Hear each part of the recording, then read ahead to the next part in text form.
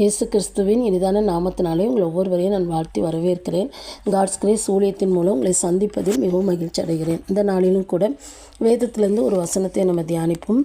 அப்போஸ்தலர் நடபடிகளின் புஸ்தகம் 16ஆம் அதிகாரம் 25வது வசனம்.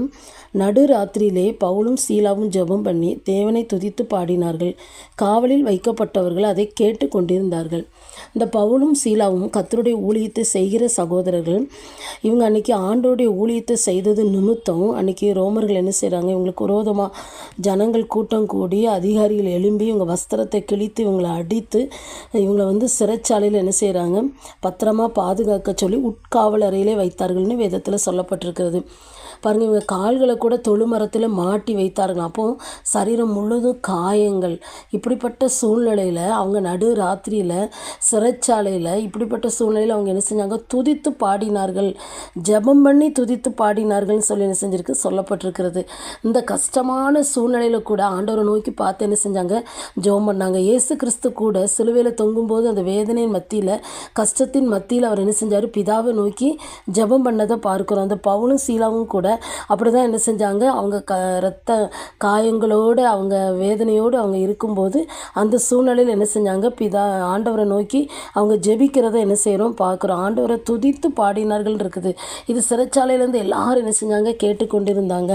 பாருங்கள், அது மட்டும் இல்லை, இவங்க துதித்து பாடும்போது அங்கே இருக்கிற சிறைச்சாலை அஸ்திபாரங்கள் அசையுது, பூமி அதிருது, அங்கே இருக்கிற எல்லா கதவுகள் திறக்கப்பட்டு கட்டுகள்லாம் கலண்டு போயிட்டு இந்த சிறைச்சாலைக்காரன் என்ன செஞ்சான், நித்திரை தெளிந்து பார்க்கும்போது ஒருத்தரையுமே காணுமே, எல்லாமே கதவுலாம் திறந்துருக்குதுன்னு சொல்லி இவன் என்ன பண்ணுறான், தன்னை ஆயுதத்தால் நம்ம மடிந்து போயிடணும் அப்படின்னு சொல்லி ஆயுதத்தை எடுக்கும்போது பவுல் சொல்கிறான் சத்தமிட்டு, நாங்கள் எல்லாரும் இங்கே தான் இருக்கிறோம், உனக்கு ஒரு கெடுதியும் செய்து கொள்ளாது அப்படின்னு சொல்லி என்ன செய்கிறான் சொல்கிறான். உடனே தீபங்களை கொண்டு வந்து பார்த்து பவுலும் சீலாவுக்கு முன்பதாக விழுந்து, ஆண்டவமாரே நான் ரட்சிக்கப்பட என்ன செய்யணும் அப்படின்னு சொல்லி சிறைச்சாலைக்காரன் கேட்குறான்.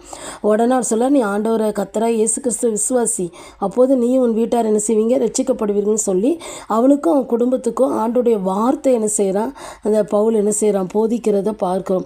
அவன் அதை கேட்டான். அதன் மூலம் ஆண்டவரை ஏற்றுக்கொண்டு அவன் ஞானஸ்நானத்தை என்ன செஞ்சான், பெற்றுக்கொண்டான். அவங்களுடைய காயங்களெல்லாம் அவன் கழுவுனான்னு சொல்லி சொல்லப்பட்டிருக்கிறது.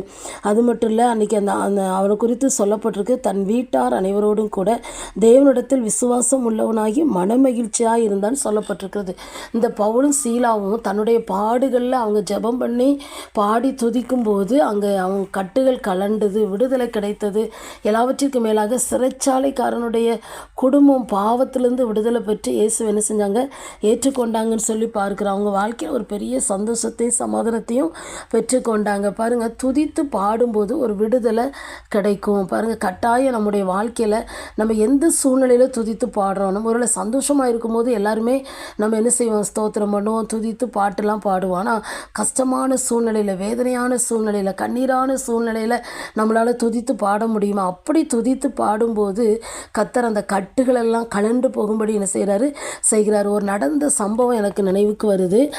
ஒரு முறை ஒரு பெற்றோர் தன்னுடைய மனநல பாதிக்கப்பட்ட மகளுக்காக கண்ணீரோடு அழுது கொண்டிருந்தாங்க. ஏன்னா வெளியில் விட முடியாது, விலங்கிடப்பட்டு அவங்க என்ன செய்கிறாங்க, பார்த்து கொண்டிருந்தாங்க. அப்படிப்பட்ட அந்த சூழ்நிலையில் ஒரு நாள் அவர் ஊழியக்காரருக்கு கடிதம் எழுதியிருக்கும்போது பதில் கடிதம் வருது, நீங்கள் உங்கள் மகளுக்காக இந்த நிலைமைக்காக கர்த்தரை துதித்து ஸ்தோத்திரம் பண்ணுங்கன்னு சொல்லி.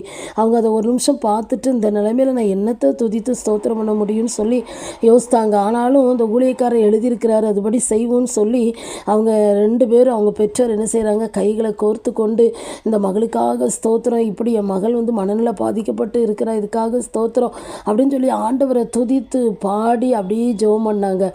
திடீர்னு எல்லாம் முடிச்சுட்டு கண்ணை திறந்து பார்த்தா அந்த மகள் சுகமாகி இருந்தாலாம். மகளுக்கு அந்த மனநல பாதிக்கப்பட்டதுலேருந்து ஆண்டவர் ஒரு பெரிய விடுதலை கொடுத்தாரு.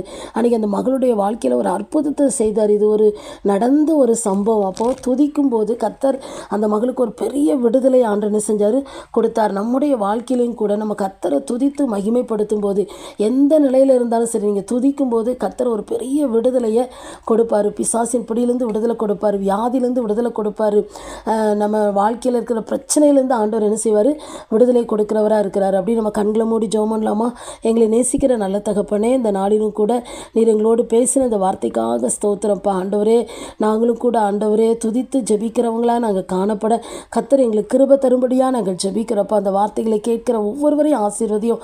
அவருடைய வாழ்க்கையிலும் கூட கண்ணீரான சூழ்நிலையிலும் கூட துதித்து உம்மை மகிமைப்படுத்த கிருபை தாங்கப்பா. அதில் கர்த்தர் ஒரு பெரிய அற்புதத்தை செய்வீர், விடுதலையை கொடுப்பீருங்கிற விசுவாசத்தோடு ஆண்டவரே உம்முடைய நாமத்தை மகிமைப்படுத்த கிருபை தாங்க.